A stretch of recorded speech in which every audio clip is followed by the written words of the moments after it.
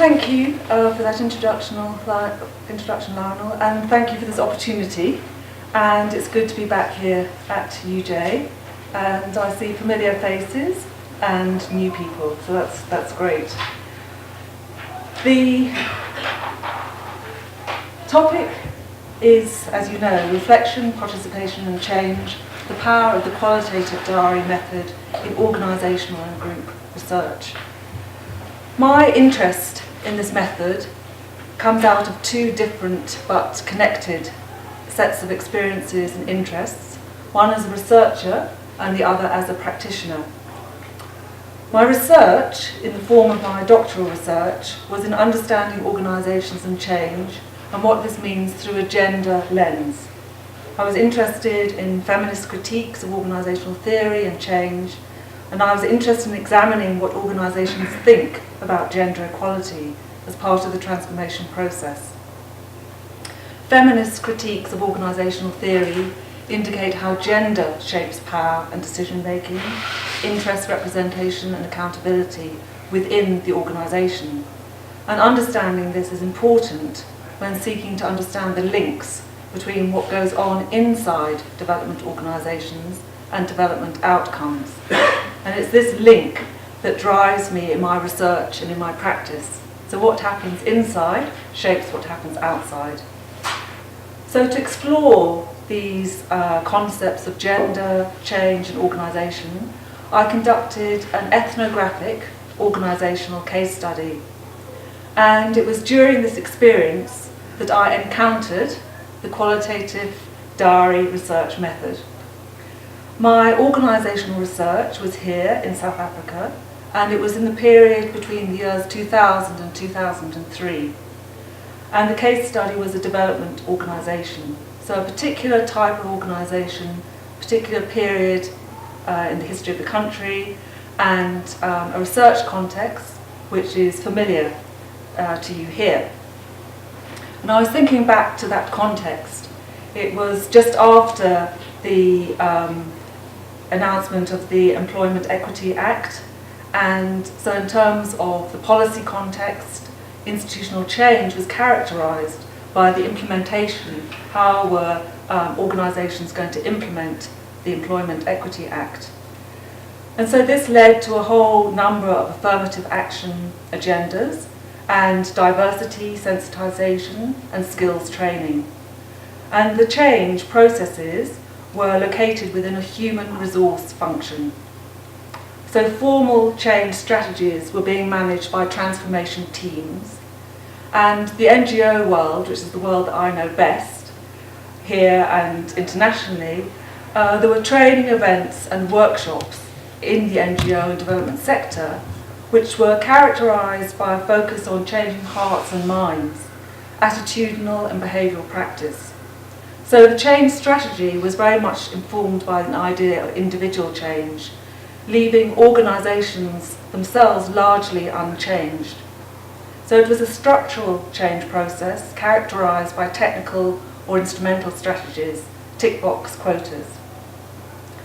And as I was thinking, casting my mind back to that time, I was also thinking about the context now and how it's still very similar.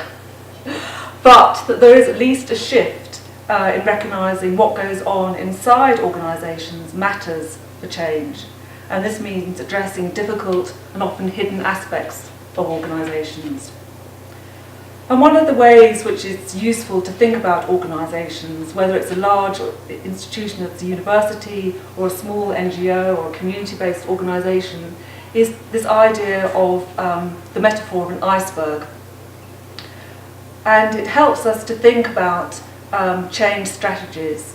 When we walk into an organisation, we're really seeing the tip of the iceberg.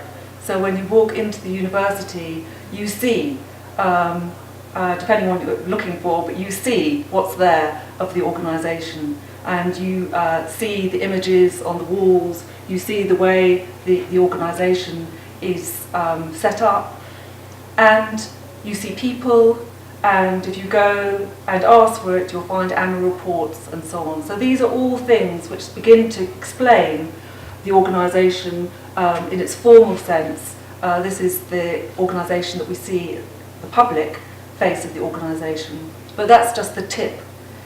If you think of an iceberg, can picture an iceberg, you have the waterline, and then below the waterline there's all sorts of things going on. And that's really my interest in organisations, because we know that organisations can say one thing and be another, or the experience of it can be another. And this is where the Diaries study and intervention ideas that I will be talking about come in. So my interest in this topic started a long time before I decided to do my PhD. And this relates to my experience working as a practitioner in the development sector. So prior to embarking on my PhD, I'd been working for 15 years with international donor agencies and local NGOs in Africa and other parts of the world. And at the beginning of the early 90s, this meant grappling with a particular conceptual shift from women in development to gender in development, and engaging with a particular policy, gender mainstreaming. And looking around the room, I know that some of you will be familiar with this strategy, and for some of you it might be a new idea or a new strategy. But the idea is that, again, what goes on inside development organisations is critical to understanding what kind of development takes place. And thinking specifically from my interests, for whom, which women and which men. So central to the theory of mainstreaming is the recognition that women's as well as men's interests are integral to all development decisions and interventions. The key to change is therefore making sense of the multiple ways in which gender shapes development organisations by investigating what goes on inside and linking this to the external context. So my particular lens on thinking about organisations and change is steeped in a whole body of work by scholars and practitioners looking at, in a nutshell, getting institutions, organisations right for women in development, and looking at organisational change through an equality lens. So in my practice, before I came to my PhD, I found myself grappling with the concepts of gender, change and organisation. And what stood out for me was the absence of conceptual models for transforming organisations by engaging with gendered power. On the one hand, there was something called gender training, which is very much looking at attitudinal change, individual change, and on the other hand, there was something called OD, organisational development. And OD has a very strong focus on efficiency and effectiveness, improving organisations with those interests in mind.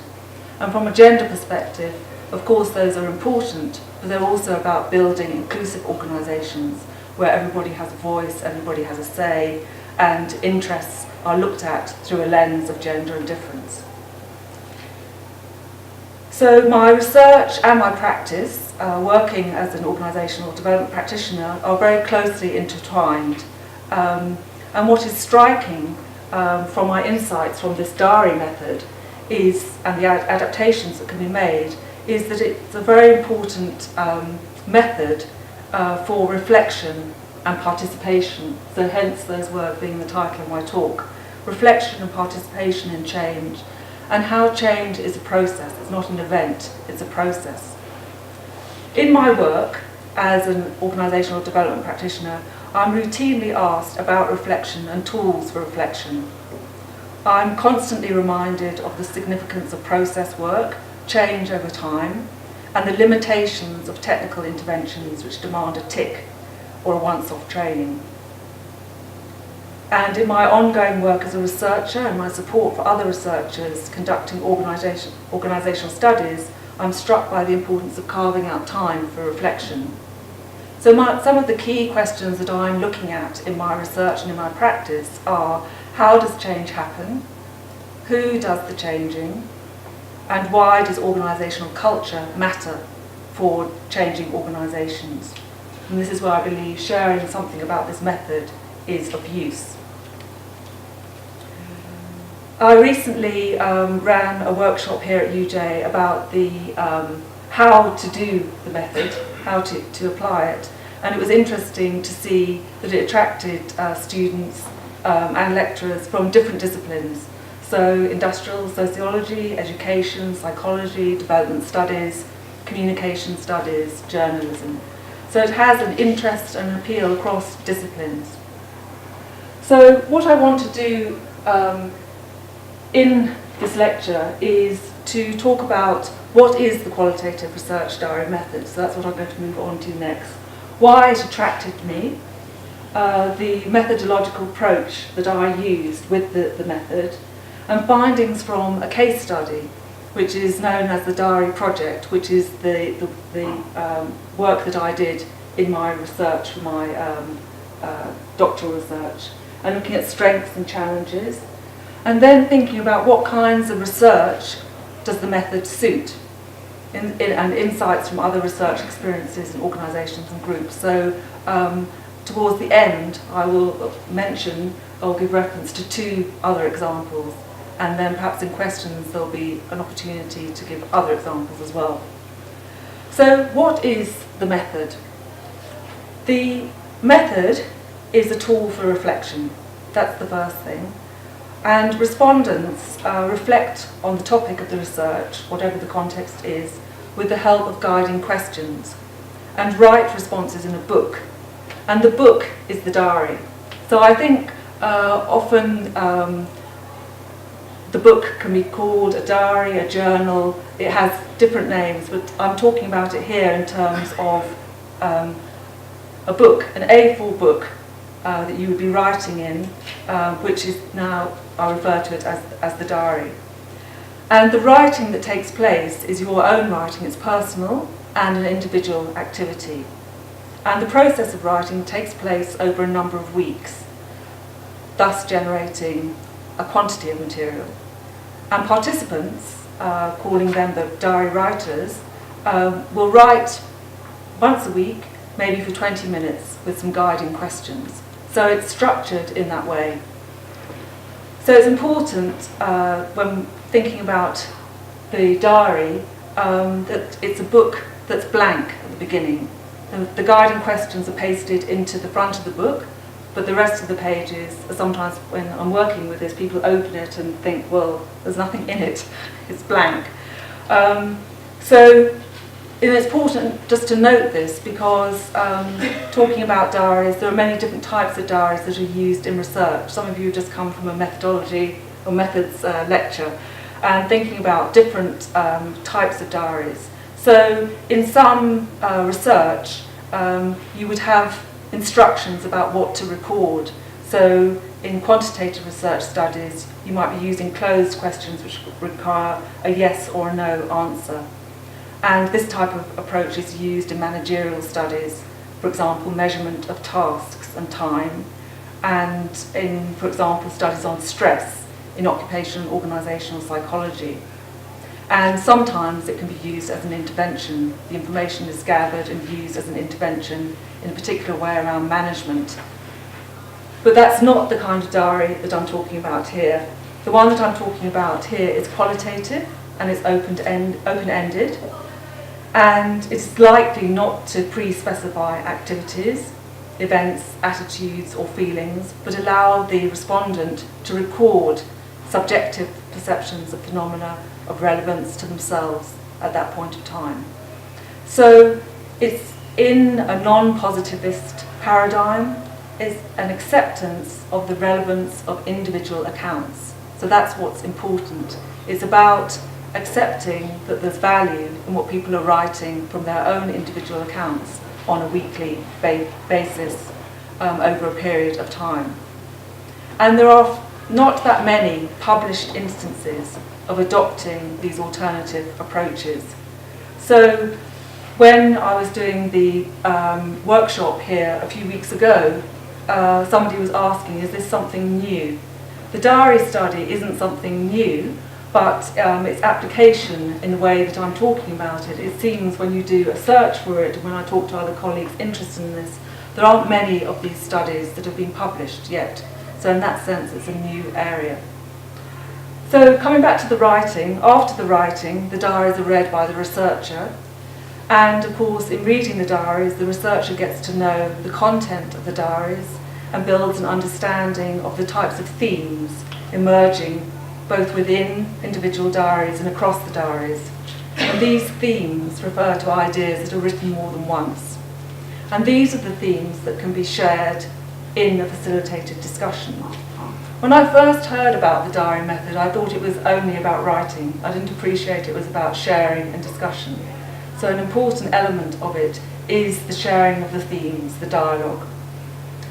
So when the sharing happens, after the researchers read the diaries, the discussion shifts the research from an individual to a group activity. And of course the writers then get to hear about the ideas emerging from the writing process, and the discussion gives the researcher an opportunity to take comments. After the discussion and sharing of themes, it may be that the researcher wants the diary writers to carry on writing for another few weeks, or that the research comes to an end.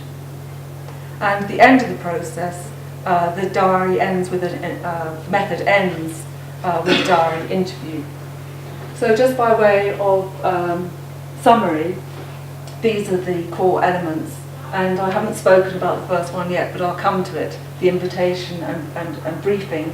But the diary is an individual writing activity. The researcher reads the diaries, does the analysis, comes out with the themes, and the dialogue with the diary writers and sharing of themes by the researcher, that's what's meant by the dialogue, that's facilitated discussion. Only the diary writers can come to that dialogue. And at the end, between the researcher and the diary writer, the closure is a diary interview. So just to pull together that this is about reflection and change, and clearly people are writing over a number of weeks. The tool is for gathering data, that's the study part, and it can also be thought about in two ways in terms of reflection.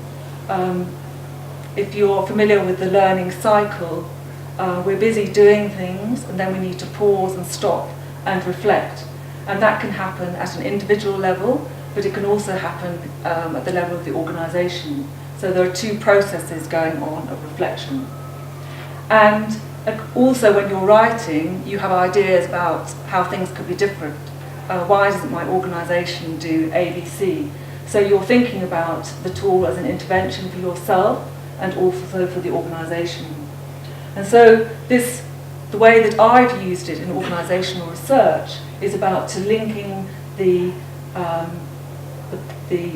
diary writing and the dialogue, thinking about it, if you like, pasted on or guided by this idea of a learning cycle and learning organisation. And every organisation says on paper these days that it's a learning organisation. Then when you go in and ask, if I ask this university, if I ask organisations, what do you mean by a learning organisation? What do you do about it? There's usually silence. Well, that's a bit extreme, but it's one of those things that gets written a lot into documents. And of course it's a big effort and it's a different way of working to carve out time for reflection. So now I want to move to my second point, which is about why the diary method attracted me. When it was suggested to me that I use diaries, I was immediately attracted because I've always kept a diary. And so you can think to yourselves if that might be an attraction for you because you already keep a diary, or it's something that perhaps you're using and getting other people to use in their research. And of course, the diary that I'm talking about is personal, but it's not a therapy diary. It is in the context of work and understanding the organisation. So the reasons why the diary method attracted me, I wanted to get to know the organisation from the inside. I wanted to learn about the views and experiences of a diverse group of women and men in the context of organisational change and equity. And I wanted to learn about multiple perspectives on organisational thinking and events. I knew that I needed to find a research tool that would allow individuals to express themselves about some difficult areas of work life. This was sensitive research. I was asking staff to write about their own organisation. They also knew that I was looking at issues of gender and difference, hence my question to myself, and it often comes up when I'm talking about this with researchers thinking about this method, would they write? Would they write about their own organisation? and would they write about it, knowing that I was interested in issues to do with power and difference from a gender perspective. So in a sense, I was looking for a tool that would help me unmask some of the organisational norms. One of the key challenges in my research was to unearth or reveal what was for the most part thought of as normal in organisations. What's all the fuss about? This is how things are in this organisation. Men do all the talking, and women in senior management are tokens. That kind of thing. So theory told me that there were a number of aspects of organisational life that I needed to be looking out for. And I will talk about these in relation to the findings towards the end of this talk, because they are very specific to the context and the case study that I was interested in and working on around gendered organisation. So I should also say that in using this tool, it was part of an integrated methodology, so it can never be used just by itself. It has to be part of a whole number of tools that you're using in your organisational research. So a huge area for me was getting to grips with this concept of organisational culture. Not a day goes by without hearing on the radio, on the television, about organisations talking about, or people talking about organisational culture, that things won't change because of the organisational culture. The barrier to change is aspects of the organisational culture. And when you join an organisation, you're not given a rule book about organisational culture. You arrive, and over time, sometimes very quickly, but over time, you sort of learn what the organisational culture is. You know what to wear, what to say, what's the time to arrive, all those things. That's what organisational culture is. And it's about shared symbols, language, practices, and deeply held beliefs and values. And millions of words have been written about organisational culture, but the one way of thinking about it, and was very pertinent to my research, was the way we do things around here. That's a very simple way of talking about this idea, organisational culture. And my interest was in the we. Who's the we? Who makes up the we? What happens if you're not part of the we? What happens if you are in the we, the way we do things around here?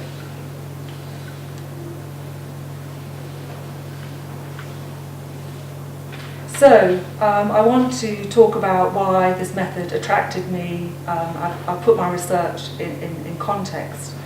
I was the sole researcher.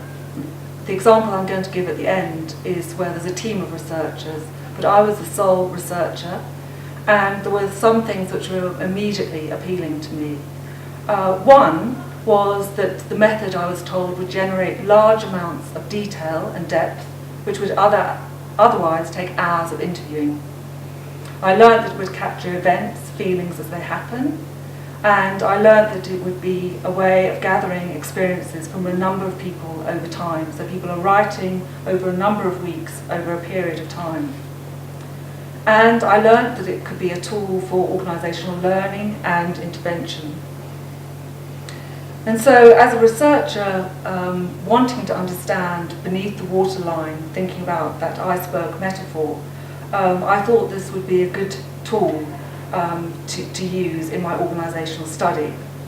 The other thing that was very important to me was that as a researcher, I was using participatory research methodology. So I wanted to find something that people could be involved in that would be participatory in that sense, that a group of people were writing and contributing to the research, but also that they would be getting something out of it for themselves and for the organisation. And another point that I think is useful for anybody who's thinking about embarking on this, using this methodology, is that I only became fully aware of the potential of this method in the doing. It was only during that research experience that I appreciated the value of the method for both study and intervention, and how this could be done. And it is the combination of writing for reflection and sharing themes from the diaries and group discussion that allows for both study and intervention to happen. And it is for these reasons that I say the method is powerful. So this is my sort of checklist, and just goes through what I've been saying now about why the method attracted me.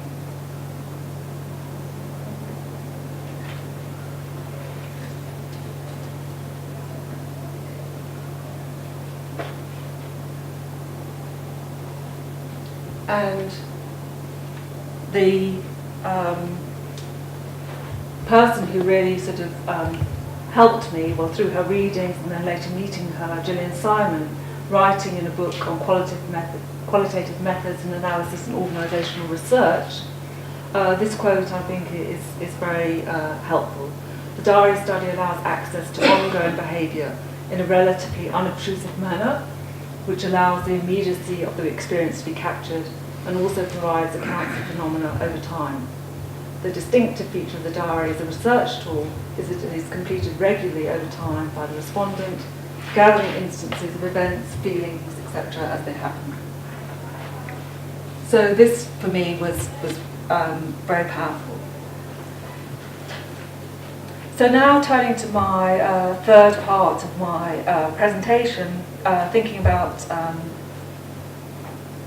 we sort of got the method, and now it's about the treatment of the method. So this is a generic tool, the diary study, and so it's in the hands of, in my hands, it was in the hands of a researcher who was working with a participatory approach to my research. And I wanted to encourage participation, and I wanted the organisation to embrace my research agenda and share with me and with each other. This was my hope. And it's just useful here, I think, just to pause, just to note that the interest at the outset, the interest in researching the organisation came from me, the researcher. It was not the case that it was jointly planned research activity, as would be found in an action research project. I approached the organisation and invited myself into the organisation. However, because of my overall research approach, framed by feminist methodology and ethnographic research practice, I was able, with the diary study, to set up a participatory process. And this was very exciting, not only for the purpose of study, but also for the purpose of intervention and giving something back to the organisation.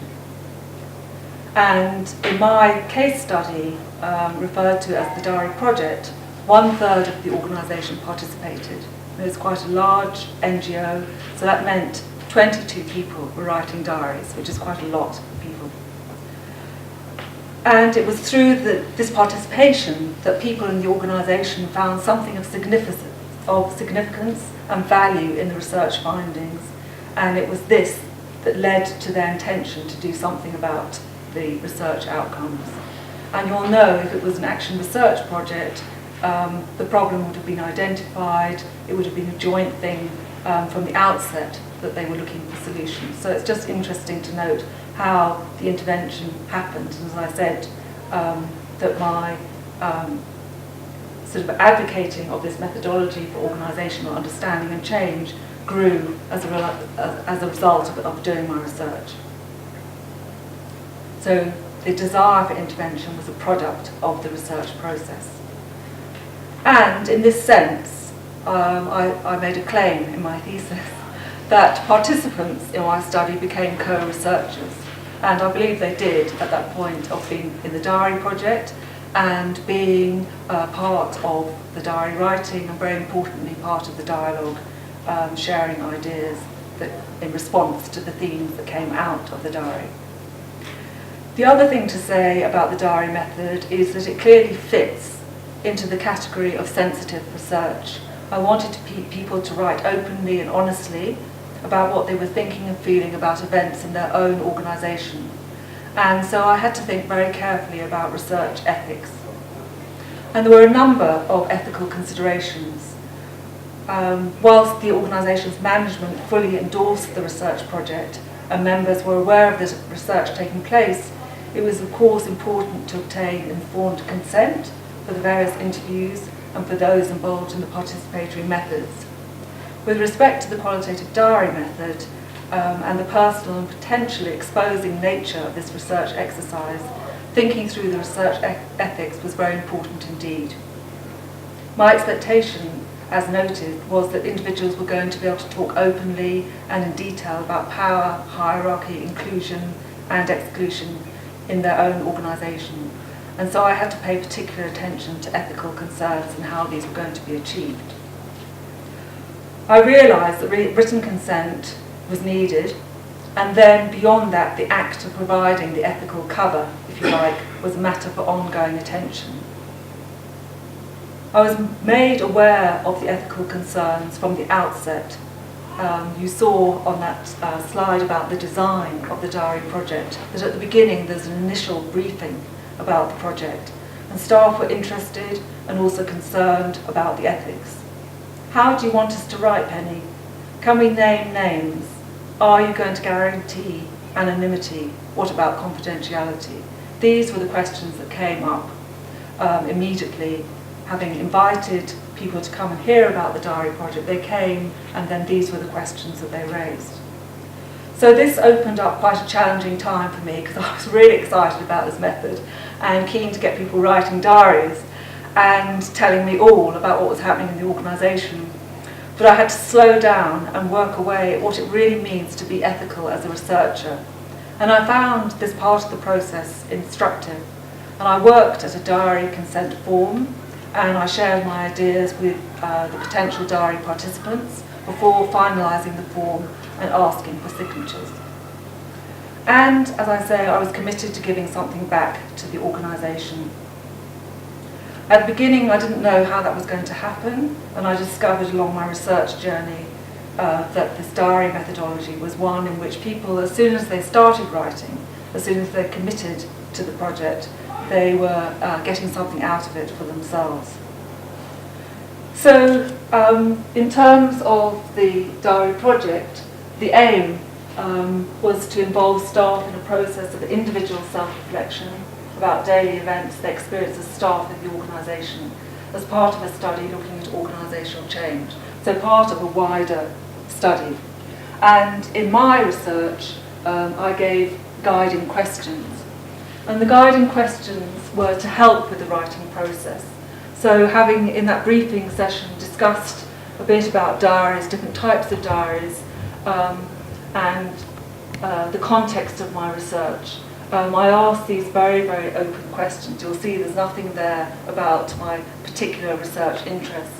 But what happened this week that really made an impact on you? So thinking about an event, sitting there at the end of the week, thinking back, opening this book and starting to write your first entry. What was the event that came to mind that you would think about because it had an impact on you? Why do you think this event is stuck in your memory? So starting to help you to reflect and think about the question why, and describe how you felt at the time and now, and what have you learned from this. So these were the guiding questions for writing.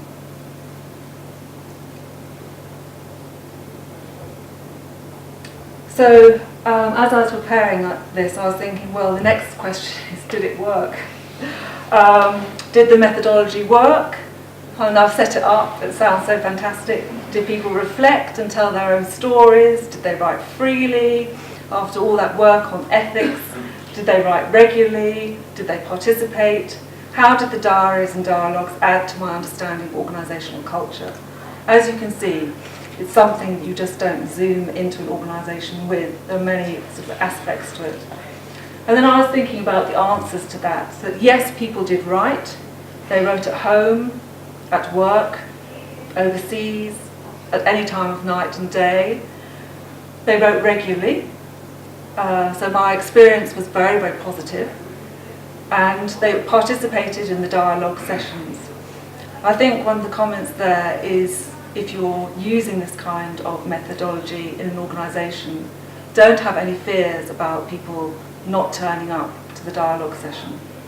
After you've been writing for 6 weeks about your own organisation, on your own, you are dying to find out what other people have been writing about. Not by name, of course, not linking to anybody's diary, but in terms of the themes that are coming up.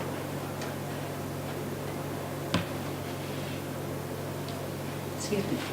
So, and yes, they were keen to take ideas out of the research project and into the formal organisation. So there were managers and staff writing diaries, so I was very fortunate that they volunteered. So when it came to taking ideas and putting those ideas into the organisation, taking them to a management meeting, for example, managers had also been through this process. Some of them had, and so they were aware of the research outcomes. So the data helped me to understand organisational culture in a different way, piecing it together with the other methods that I was using in my research. So I want to share with you a few insights about what people wrote about. And of course, as I said, the context for me was very much looking at it through this lens of gender, power and difference. And so the way that I was reading the diaries, I was looking for certain things. There were lots of things in the diaries that fortunately related to what I was interested in as a researcher. There were also things that were just quite fascinating. There were also things, people sometimes say, can't we use a dictaphone, can't we use the computer? But what I found, of course you can do it any way you want to, but the book, I'm a bit of a sort of stickler for that, because I think we're so used to writing on the computer that actually taking a pen or a pencil and writing longhand and giving yourself this dedicated time to reflect is a different experience for most of us these days. And also, extraordinary things happen. Somebody's diary was colour-coded. I don't know whether they wrote in draft first or how they did it, but that was interesting because they were already doing their analysis before I even got anywhere near to the diary. Somebody else was having a very difficult time in the organisation, and so I think certain entries were just too difficult to write, so they were just a mixture of sort of drawings and scribbles and signs of frustration. And of course there's always the point that's made, which is you've got to be able to read people's handwriting. So that's also where the diary interview is very important, because if you've missed a word, you haven't been able to figure out somebody's handwriting, then that's your opportunity to check. So in terms of three findings that I can share with you here in the time available, is one on organisational culture. And this fitted very well for me into one of the things that I was looking at, which was interpersonal relations. So gender relations between women and amongst women, between men and between women and men, every combination you can think of. And so people were writing about reference to all of these, which shouldn't be that surprising because you're writing about what's happening in your organisation. So reference to gender stereotypes, silencing of women, stories which speak to exclusion, stories that speak to voice, different groups, not only women, not all women, but men as well, who feel silenced in particular situations. So all kinds of interesting things were being written about who speaks in meetings, who doesn't speak. And this for me was interesting because it fitted into my big picture research, which was around accountability, participation, those big core concepts of analysis. So I'll just read to you from one author, a young black female researcher, and she describes what happens in a seminar. And I just chose these because I thought we could also all relate to them. It doesn't really sort of matter in a way which organisation it is, because these are things which are very generalisable, which is the idea of a case study as well. So when she witnesses men trying to impress other men through a particular way of speaking, she reflects on how the male presenter sets out to impress her male boss and another senior male colleague. And this is what she writes in her diary entry.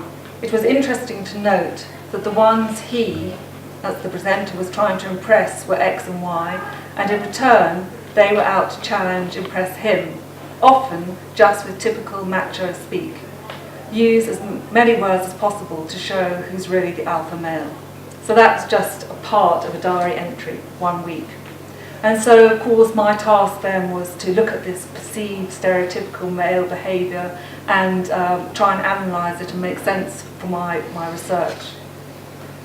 The second area was a reference which is very familiar across organisational sort of analysis, particularly from a gender perspective, was an exploration of where women feel excluded and this notion of the boys' club.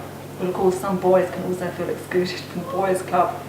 But this example related to something that I was interested in around sexist and gender stereotypical symbols and images and so on, which are there and very rarely get questioned when you're not looking at things through a gender perspective. So in a diary interview, so this is picking up on what somebody's written about in her diary, a white woman this time tells me about what it was like to gain access to an informal gathering of staff who would meet at the end of the day to play and discuss business. She describes what would happen, how she thought she gained entry and her feelings of exclusion. So this is what she told me in the diary interview. They used to have a dartboard, bring in beer at 5 p.m. every day, a little white boys' club. Used to be a lot of fun.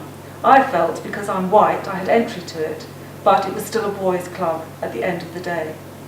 So here she was grappling with the idea of race, and race was a huge lens with which most things were looked at through this particular organisation, as an entry point for inclusion and gender as a reason for exclusion.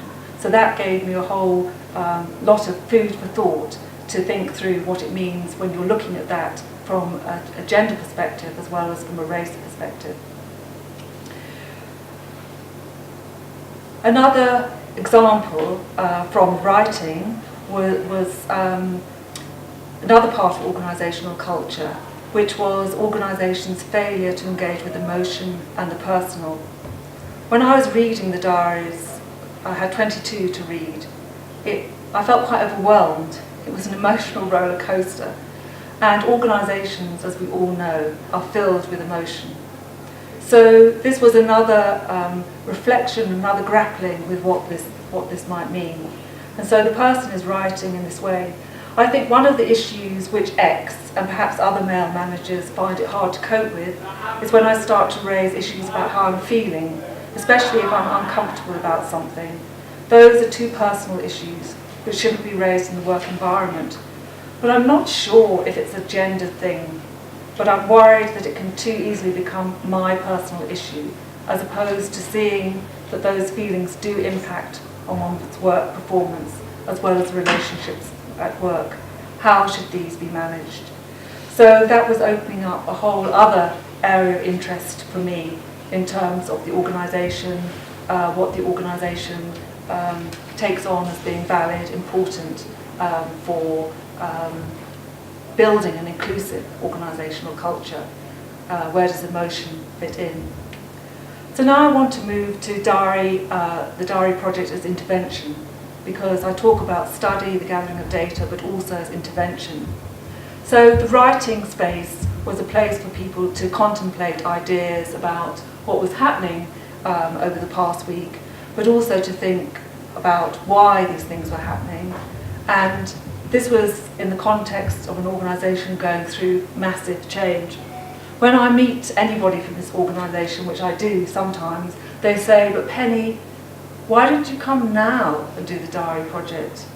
I mean, we're going through restructuring, we're going through change." And I just smile, because I think that's the constant in organisations, whether it be a university, a government department, an NGO, a CBO, whatever. That's the nature of organisations. So at any time doing a Diary project is very interesting. So in terms of looking at examples of intervention, I've picked out a few. The one, there's quite a lot written, as I said, it was in the years 2000 to 2003 when organisations were grappling at the early stages of how to operationalise their responsibilities around the employment equity policy. So there was quite a lot in the diaries about what this meant in terms of a government policy, an act, and what this meant inside this organisation. And so diary entries, for example, one was a newly appointed black manager, and she wrote, "Exactly how will authority be passed to me, or will it be management by remote control? I must be more assertive, or otherwise I'll be another token." So it was an entry that was raising all kinds of issues around gender, race, policy, change, this idea of token, and the idea of a theory of change, which is about fixing up the individual and not the organisation. And then, from another side, a white man also engaging with the implications of employment equity wrote, "Given the affirmative action targets, there is pressure to reduce the ratio of white managers, to be more representative of the racial demography as a whole. This leaves me feeling somewhat frustrated and uncertain about staying in this organisation." And then the last one that I've chosen, because I think it's something that I meet in my practice and you'll all appreciate sitting here, is the diaries were filled with complaints about individuals not being recognised. So one woman's entry was recognition, recognition, appreciation, appreciation, acknowledgement, acknowledgement. I really think these will assist change. So all kinds of findings came out, and there was a good fit on the whole between what I was interested in my research, my big picture research, and using this particular method.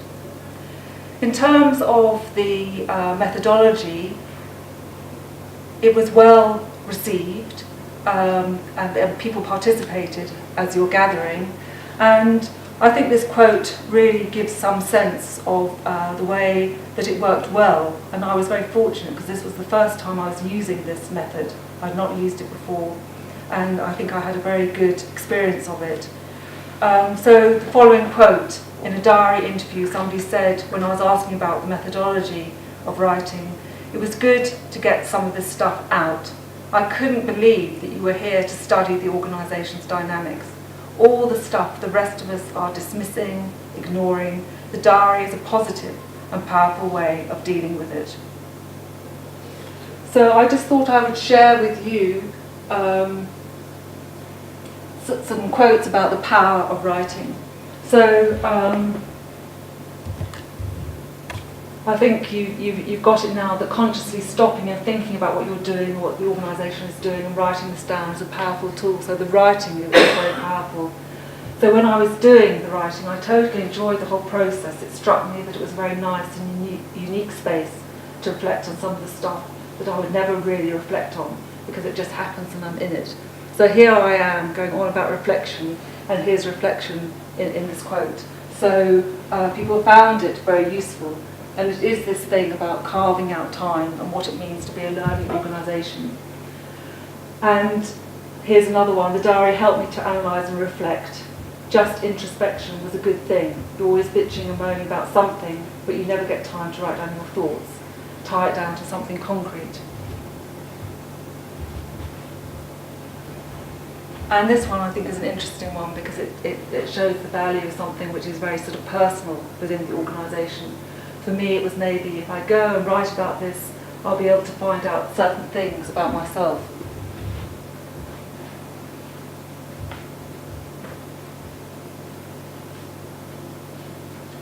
So I think, in summary, the process of weekly reflections over time allows the researcher and the participants to build an understanding of issues at some depth. And I just wanted to make this point that it's common for diary writers to carry themes from one week to the next, and this contributes to deeper analysis of problems and solutions. And this is a comment about the methodology, the process. It's a really exciting methodology, somebody who wanted to be part of it. And I mean, this is a particularly nice quote from an interview. A lot of use for me personally. Diaries key into the heartbeat of the organisation. I mean, that could be the title of a paper. I would go back and read what I say. Process has been very much alive for me.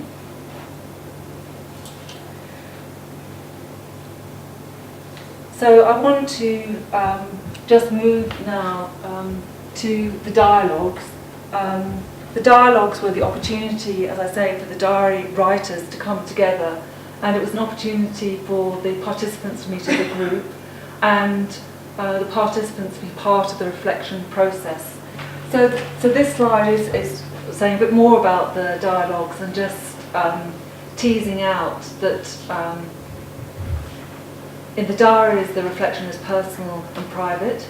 In the dialogues, the participants get to hear about shared ideas and concerns and give their comments. So that was that point about them bringing, reacting to the analysis that I, in this case, the researcher, had done of my reading of all the diaries.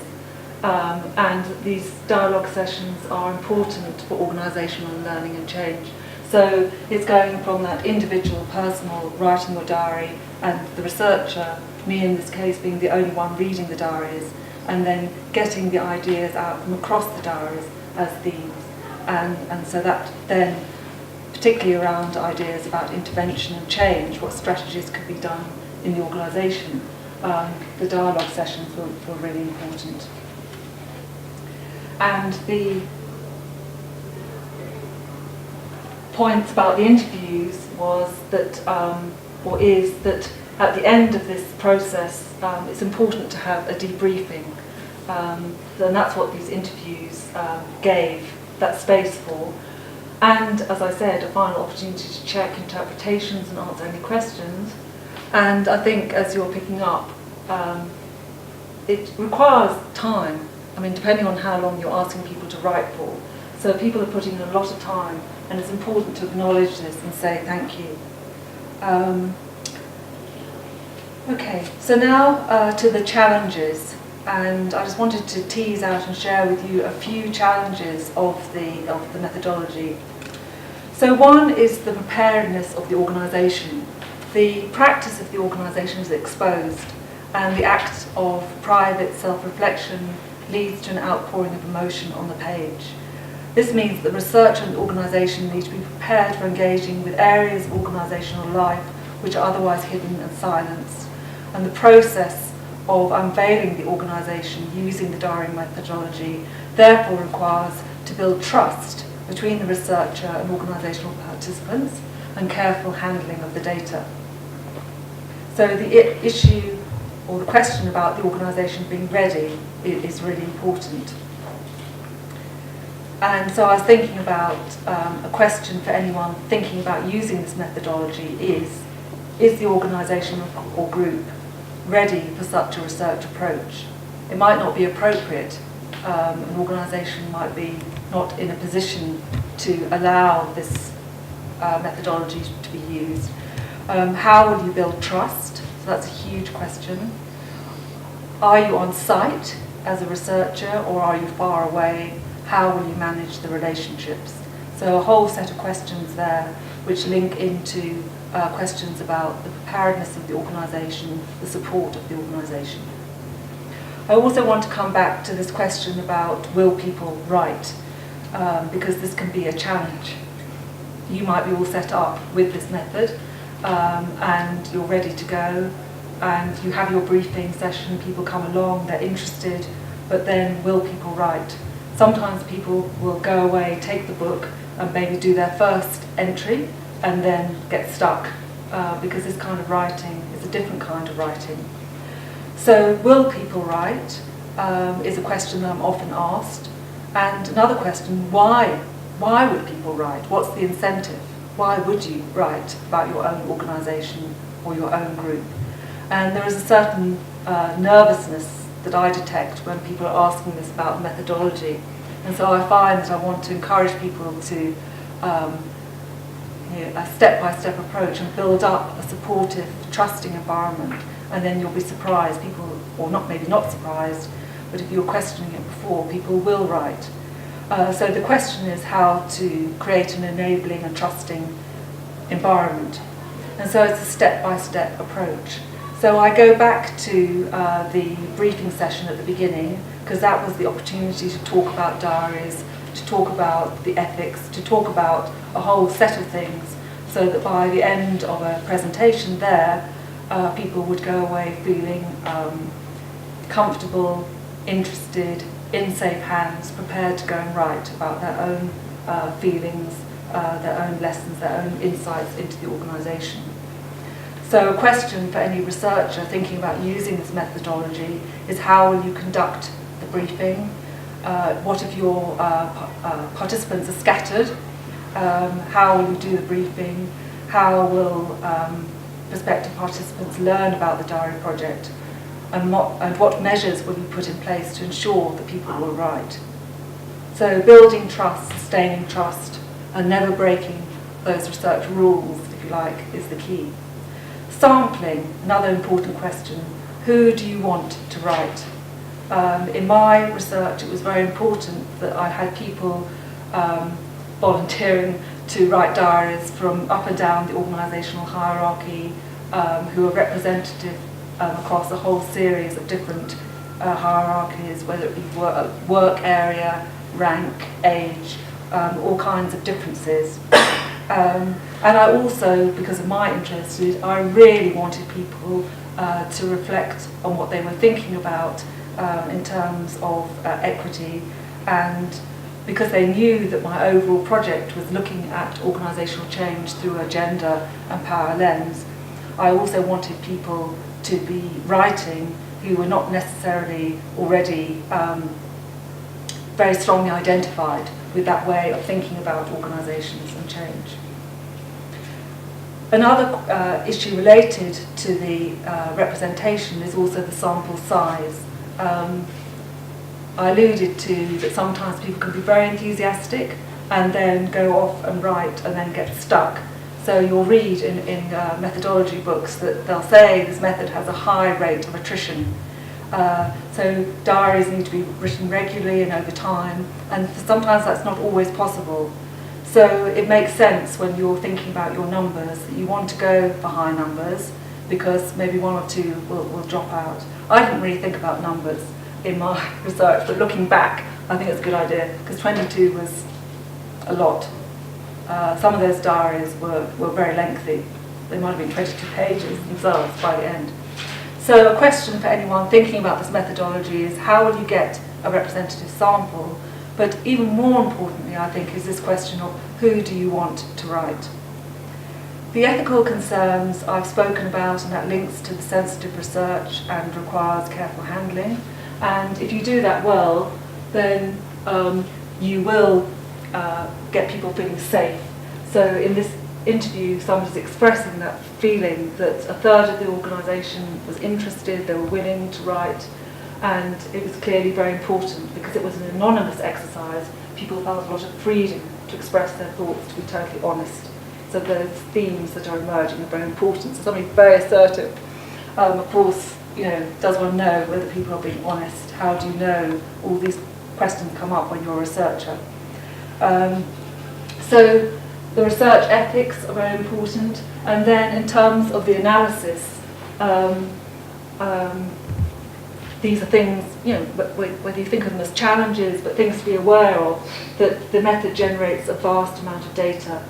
And as I was just remembering then, that some diaries were 20 pages long. And this point about the way that I pose the questions, it is likely, if you take those very sort of general questions, that there might be things that come up which are very interesting to read about but not pertinent to your angle of study. So it's about any method really, these points, that you need to be clear about what data you want to get out of using this methodology. So your categories of analysis need to be very clear from the outset, because it would be really disappointing if you've done all this work and then people are writing about things which are really no fit with what you're wanting to look at in your research. And the acknowledgement there are different audiences. So it was interesting. I mean, this only happened sort of in one or two cases. In my example, I was the sole reader, and so sometimes I would come across this reference, Dear Penny, or Penny's Diary. And in a way, I mean, that was perhaps one or two, well, obviously one, but two maybe diaries. And when I read that, it sort of made me realise that I'm present in the process. For some people, there was a sort of realisation when they're writing, Penny's going to read this, you know, or good, somebody's going to read it. Maybe that's the motivation as well. And in the dialogues, the audience changes because then that's the group hearing about the themes. And then in the one-on-one interviews, it's back to the researcher and the participant. So keeping the diary writing going over time is really important. The high rate of attrition and giving support. So you will think about that in relation to your own context, what's possible in terms of keeping the process going. Because sometimes people feel maybe about halfway through a process, my diary writing was over 6 weeks. Maybe by week 3, people would bump into me in the corridor and say, Penny, I'm writing lots, but I'm not sure whether it's, you know, what you want, or I'm not sure whether I'm writing in response to the guiding questions, or, of course, the other thing that can happen is that people can get stuck. So that's all part and parcel of thinking about how you keep this methodology going. So I'm coming to the end of my talk now, but I just wanted to talk about two different research contexts, just to give you an idea, because my PhD is now quite a long time ago, and the diary project. So the one that I thought would be interesting to share with you, because I'm working with a number of researchers now using this methodology, and the one good thing about it is that it's very versatile. You can adapt it. And this is an example of a project with the Centre for Health Policy at WITS, where they're looking at organisational culture in a very specific context, hospitals and clinics. And so they wanted, again, as part of the integrated methodology, they wanted to use the diaries to get people to explore the organisational culture of hospitals. In this context,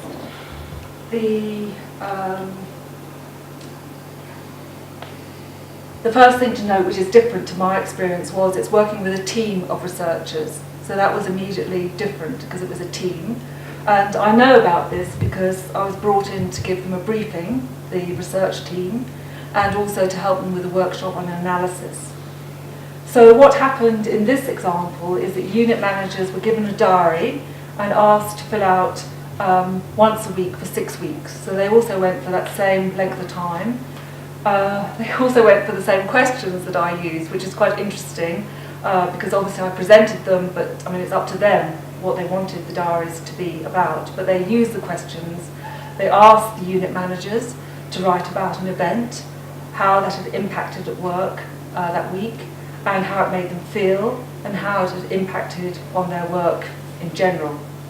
So they use those as guiding questions, and as I talk to other researchers, it does seem that there's something very useful and powerful about those questions, because it then opens up for people to choose in a very sort of open way that, you know, things will come up without too much thinking, like if you're reflecting on an event and you're not being steered to think about a particular angle on something in your organisation. And so in a sense, the questions are generic. The size of the group in this case was interesting because it was 40 unit managers completed the diary. I think that's very impressive, 40. And what they did for the analysis was that they collected in the diaries, and then the coding was done by 2 of the researchers, and then there was feedback to a meeting. They had a feedback meeting for the unit managers to come and hear about the outcomes of the diary project. And I should say in my briefing with the researchers at the beginning, they were very unsure about the methodology.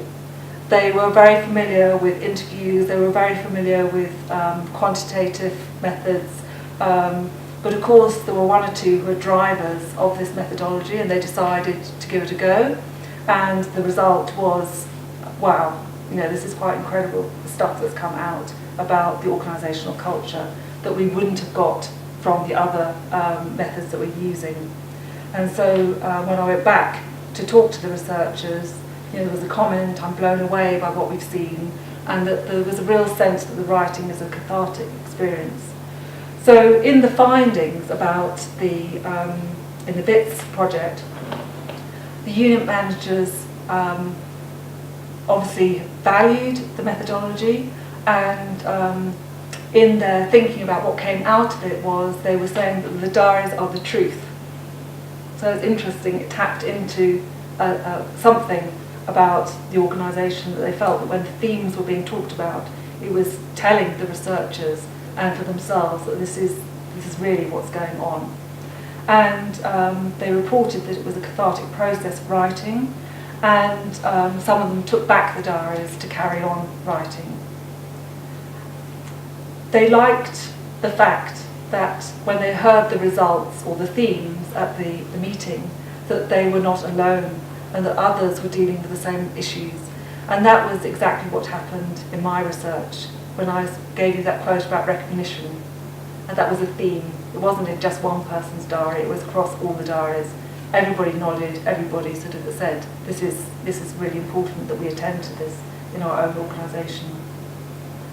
And there were obviously other findings that came out, but one interesting one from a research point of view is about the place where the research tool was completed. So mine, as I say, it was completed in different places. Sometimes it was completed in the office, but very often it was completed somewhere else. And is there something interesting about that? When people are very, very busy working on the ward in the hospital, is there something that happens when they take all their concerns and worries and go and write about it in some peaceful place away from the hospital? So the conclusions in this study were that the reflective diaries are a useful research tool, and it's generated important thinking about the importance of reflective practice. So this is where you can see that this methodology over time can become something that is then taken on in the practice of the organisation. The nursing managers liked the fact, and there was a conclusion around this, that they were able to give shape to the research findings. So their diary writing informed the research findings. So that's the one example, and then the one to end on is another piece of research, which is us going back to a sole researcher, so an individual researcher working at BITS and doing fascinating research on women and mining.